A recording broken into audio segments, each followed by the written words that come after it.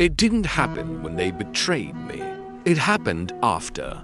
After the shouting, after the explaining, after my words spilled out like blood on a cold floor, and no one bothered to stop the bleeding. I spoke until my throat burned. I spoke until truth sounded like begging. And still, they listened only to what they wanted to hear. So I stopped. Not because I was empty, but because I was done feeding a fire that only consumed me. Silence arrived like the moment after an explosion. When the ringing in your ears replaces the screams, doors closed, echoes died, the battlefield went still. And in that stillness, something far heavier than anger settled into my chest. They mistook it for weakness. They always do. But this silence wasn't surrender. It was compression. Pressure building in a sealed chamber. Every unspoken word stacked on top of the last. Every withheld reaction sharpening into something colder. Something patient. I didn't disappear. I condensed. And beneath that quiet, something far more destructive than rage began to take shape. I learned too late that words are a currency, and I spent mine on people who never intended to pay me back. Every truth I offered became a loan they defaulted on. Every confession turned into leverage. Every explanation, a liability. I told the truth. They twisted it. I showed my wounds. They measured them.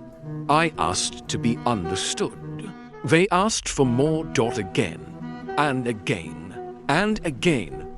Each sentence cost me something. Energy, dignity, control, and still I kept paying. Hoping honesty would finally be enough. Hoping clarity would save me.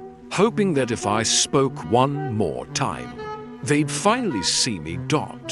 But some people don't misunderstand you by accident.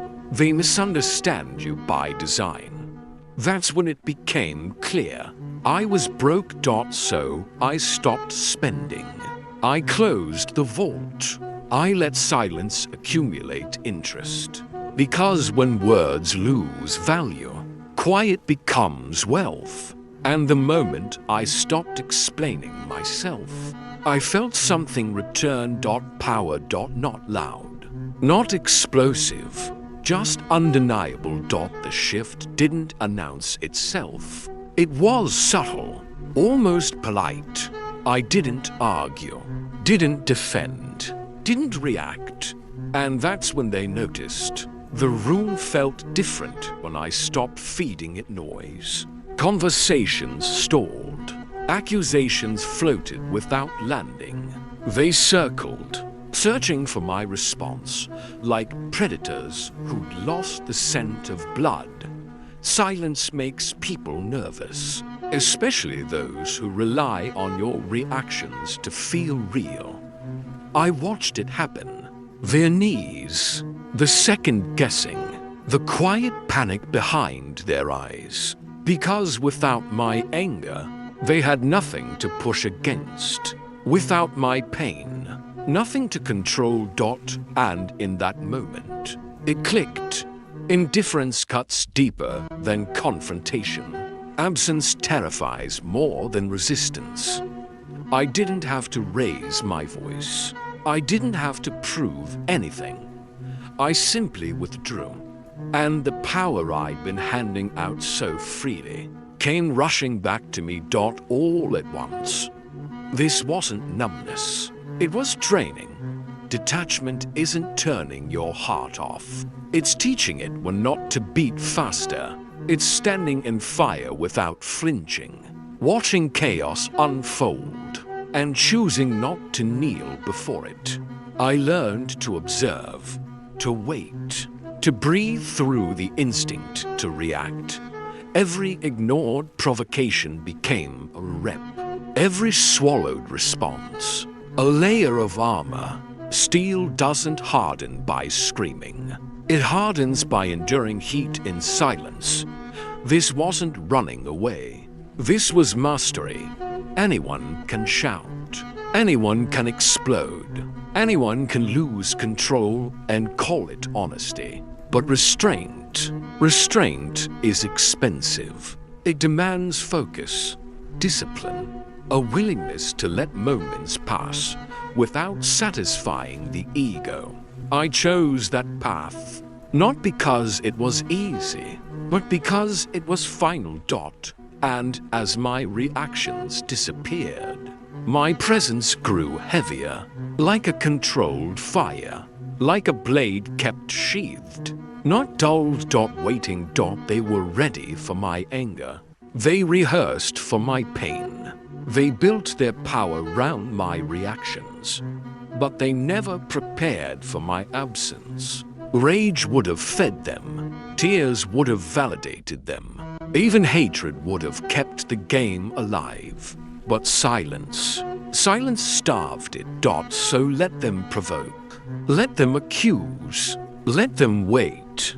Each unanswered attempt tightened the space around them.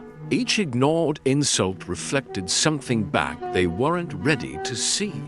Because when you stop reacting, people are forced to sit alone with their intentions. And that's unbearable for some. I didn't disappear to punish them. I disappeared to protect what they were draining. But the effect was the same.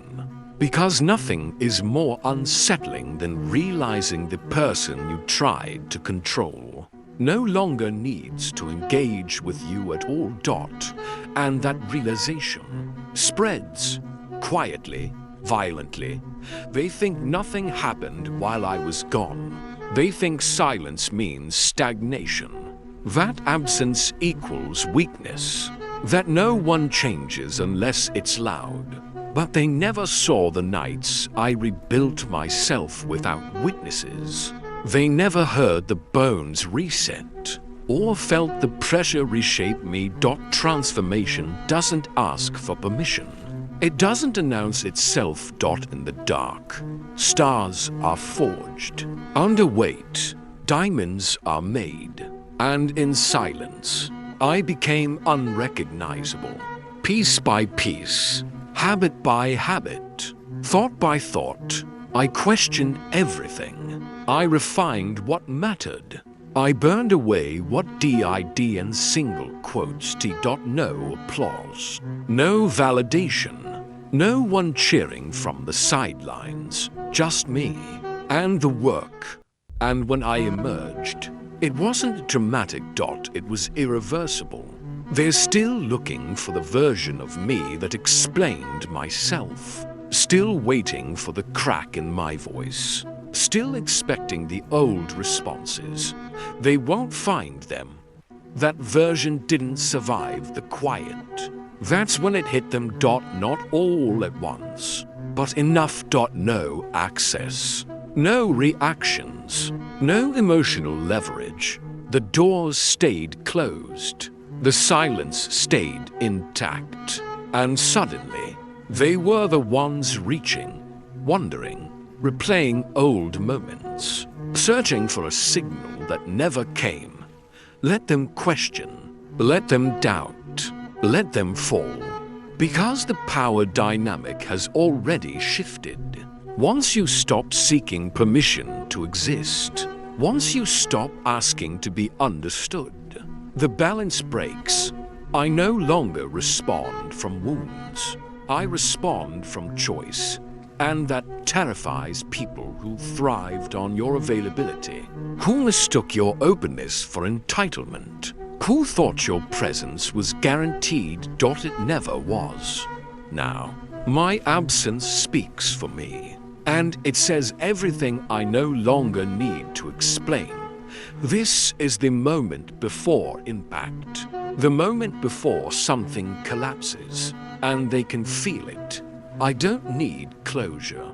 I don't need confessions. I don't need their understanding. Detachment was the final sentence, spoken without sound.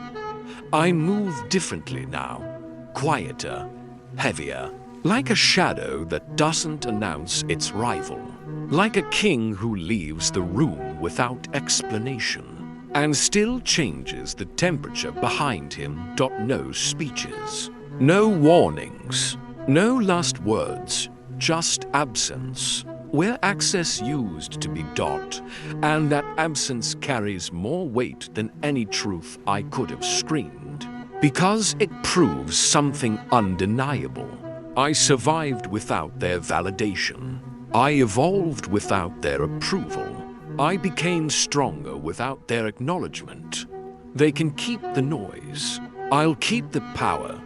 This isn't revenge. It's resolution.